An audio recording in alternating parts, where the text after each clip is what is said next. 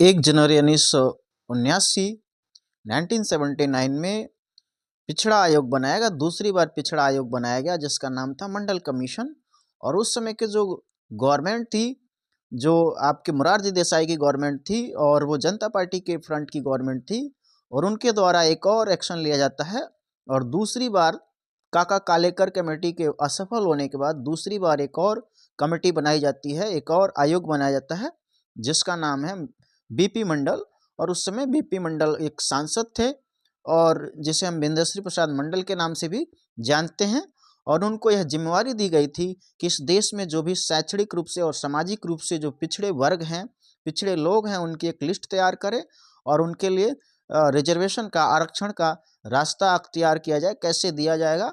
और यह जो है आपका जो आयोग बना, आपको 1 साल बाद यानी कि 31 दिसंबर 1980 को उसने ज्ञानी जैल सिंह जो उस समय के तत्कालीन राष्ट्रपति थे उनको एक रिपोर्ट सौंपा और उसने रिकमेंडेशन किया, उसने सुझाव दिया कि इस देश के जो भी शैक्षणिक और सामाजिक रूप से पिछड़े वर्ग हैं उनको कम से कम 27% का रिजर्वेशन देना होगा, तभी उनकी जो है जो भी सामाजिक दशा है और शैक्षणिक दशा है वो सुधरेगा और तभी इस देश की तकदीर और तस्वीर बदलेगी। और लेकिन उसके बाद हम देखते हैं कि यह रिपोर्ट लगभग 10 सालों तक पेंडिंग रहा। उसमें किसी भी मेन स्ट्रीम की पार्टियों के द्वारा, चाहे वो कांग्रेस हो चाहे वो बीजेपी हो, किसी भी मेन स्ट्रीम की पार्टियों ने इस पे कोई भी जो है इंटरेस्ट नहीं लिया। और इस वजह से यह रिपोर्ट 10 सालों तक पेंडिंग में रहा। और फिर 10 साल बाद थर्ड फ्रंट की गवर्नमेंट बनती है और कई सारे देश में प्रेशर ग्रुप क्रिएट होते हैं जो डिमांड करते हैं कि मंडल कमीशन को लागू किया जाए। और जो थर्ड फ्रंट की गवर्नमेंट बनती है उसके प्रधानमंत्री बनते हैं बीपी सिंह।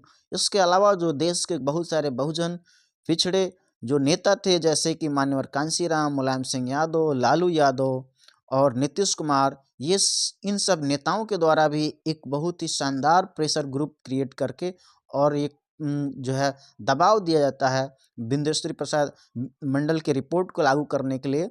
और उधर बीपी सिंह भी इसमें बहुत ही इंटरेस्ट लेते हैं और इस वजह से जो है मंडल कमीशन 7 अगस्त 1990 को इस देश में लागू हुआ। इस देश में लागू होने के साथ ही बहुत सारे जो लोगों के द्वारा आगजनी किया गया, बहुत व्यापक रूप से विरोध किया गया, कई सारे लोगों ने जगह जगह आग लगाई, तोड़ फोड़ की, फिर भी जो है एक दृढ़ इच्छा शक्ति की वजह से इस रिपोर्ट को लागू किया गया।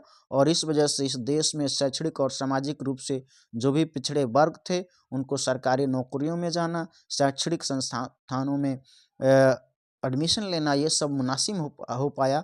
और जो है आज जो देश की जो इनकी तस्वीर बदली हुई है वो इसमें जो है इसका बहुत बड़ा योगदान है। जय भीम, जय संविधान।